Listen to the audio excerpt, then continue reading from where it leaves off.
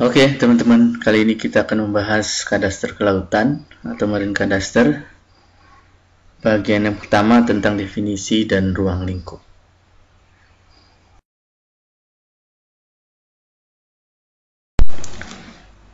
Kalau dilihat dari definisi, kadaster adalah sebuah sistem administrasi informasi persil tanah yang berisi kepentingan-kepentingan atas tanah, yaitu hak, batasan, dan tanggung jawab dalam bentuk peta dan daftar-daftar di suatu pemerintahan.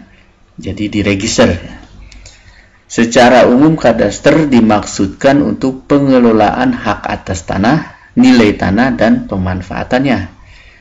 Ini artinya secara logikanya kadaster kelautan seharusnya adalah sebuah administrasi informasi persil tanah tetapi di laut ya. Faktanya memang sudah banyak sekali persil yang di atasnya didirikan objek bangunan yang berada di atas laut atau perairan laut ya. Seperti contoh pada gambar.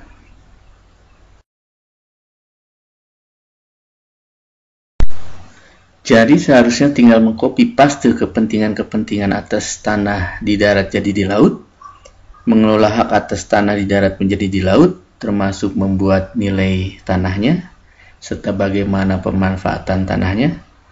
Tetapi kadaster kelautan ternyata tidak sekedar copy paste dari kadaster di darat, tidak menggunakan logika kadaster darat untuk di laut. Faktanya masih terjadi perbedaan persepsi hingga saat ini.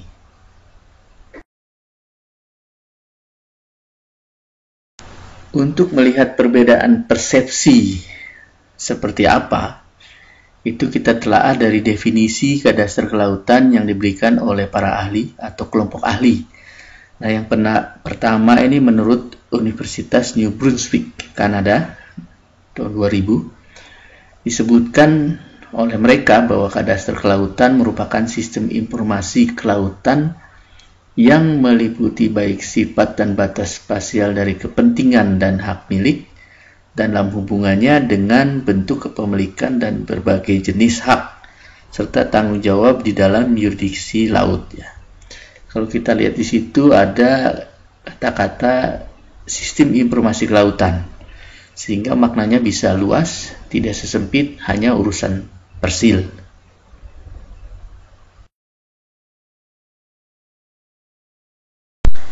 Definisi berikutnya menurut para ahli dari Permanent Committee on GIS Infrastructure for Asia and the Pacific di tahun 2001, mereka mendefinisikan bahwa kadaster kelautan merupakan sebuah sistem yang memungkinkan adanya pencatatan batas-batas dan kepentingan di laut yang diatur secara spasial dan didefinisikan secara fisik, terkait juga dengan batas-batas dari hak dan kepentingan lain yang bertampalan atau bersebelahan.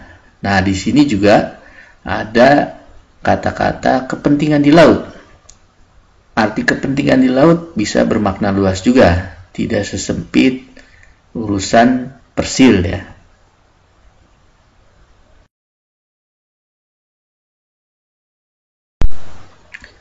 Definisi lainnya menurut Lins 1999, kadaster kelautan dapat diartikan sebagai sebuah sistem yang memungkinkan pencatatan batas-batas dasar laut beserta kepentingannya dengan leluasa diatur secara spasial dan secara fisik, menggambarkan hubungan antar batas yang bertetanggaan atau yang bertampalan baik untuk hak dan kepentingan. Nah, ini sedikit lebih spesifik, tetapi tetap ketika berbicara kepentingan, maknanya juga bisa jadi luas ya.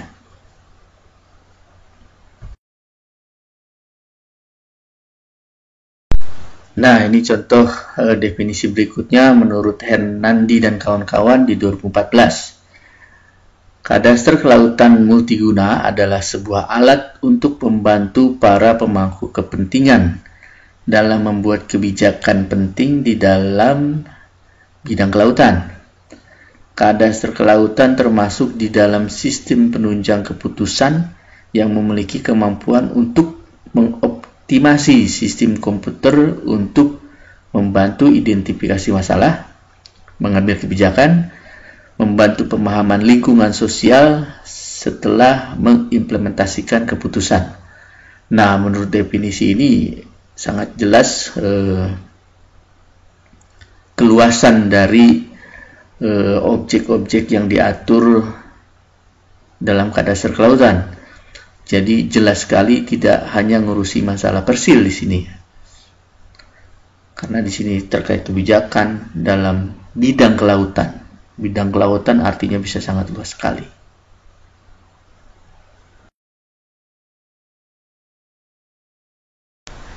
Nah, jadi dari definisi-definisi kadaster kelautan yang diutarakan di atas, terlihat jelas kadaster kelautan ternyata tidak hanya sekedar copy-paste kadaster, tidak menggunakan logika kadaster di darat untuk di laut. Jadi ada persepsi yang menginginkan kadaster kelautan meliputi pengelolaan kepentingan di laut secara lebih luas dibandingkan persepsi hanya sekedar memberikan hak dan kewajiban atas persil di laut.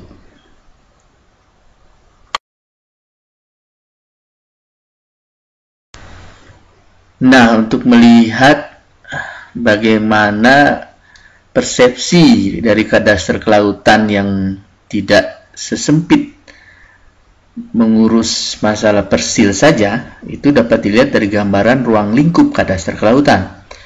Nah, beberapa ahli menyebutkan, ini diantaranya Zais 2006, bahwa ruang lingkup kadaster kelautan itu meliputi yang pertamanya tentang prinsip, tentang kepemilikan, kemudian isu pokok menyangkut masalah konflik, integrasi, dan perbatasan. Ada juga proses mengenai pengelolaan yang mencakup tata ruang. Nah, ini udah bicara tata ruang, hak dan pemanfaatan sistem informasi kelautan. Kemudian ada juga organisasi kelembagaannya. Kemudian terakhir tentang tindakan, yaitu adanya konsensus yang dibuat selanjutnya akan menghasilkan suatu kebijakan yang terkait dengan di laut ya. Jadi sangat jelas ini tidak hanya ngurusin persil ya.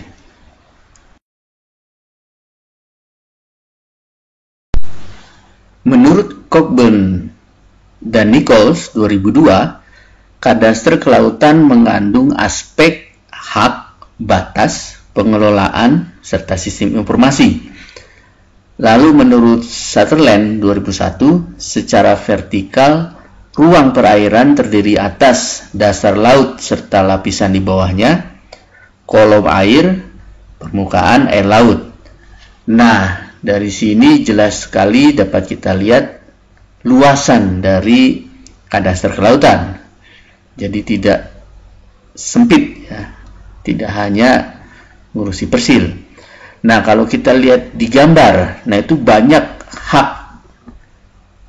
dalam lingkup kadaster kelautan.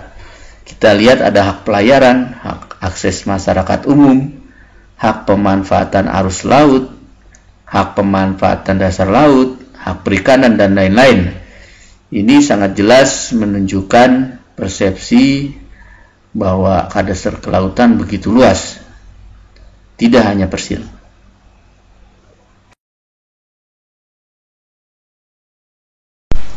Nah, satu ahli lagi, Junarsah 2014 menyebutkan objek-objek kadaster kelautan. Itu diantaranya melingkupi ada sumber energi terbarukan, sumber daya minyak dan gas, budidaya, konservasi, bangunan atas air, perkapalan, ada kultur adat, harta karun juga diurusin di kadaster kelautan, penangkapan ikan, pipa dan kabel bawah laut. Nah, terlihat sekali objek-objek kadaster kelautan begitu luasnya, tidak semata-mata hanya mengurusi persil yang menjadi fokus kadaster ketika bicara di darat.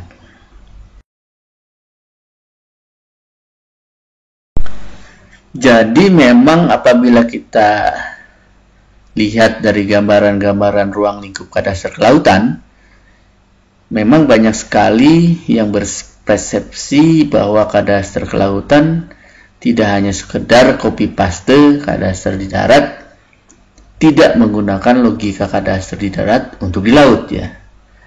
Jadi cakupannya atau lingkup kadaster digambarkan lebih kompleks ya, termasuk mengatur banyak aspek seperti hal pengelolaan tata ruang, termasuk masalah konflik kelautan juga itu menjadi bahasan dari kadaster kelautan.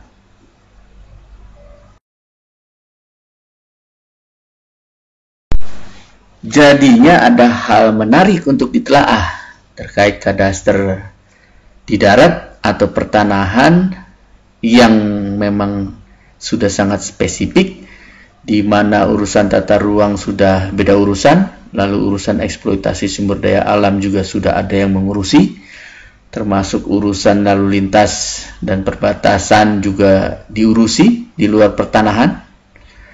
Nah, pertanyaannya kenapa kadaster kelautan tidak mengurusi hal yang spesifik juga, tetapi malah didesain untuk urusan yang sangat luas, bahkan lintas sektoral. Nah, ini menarik sekali.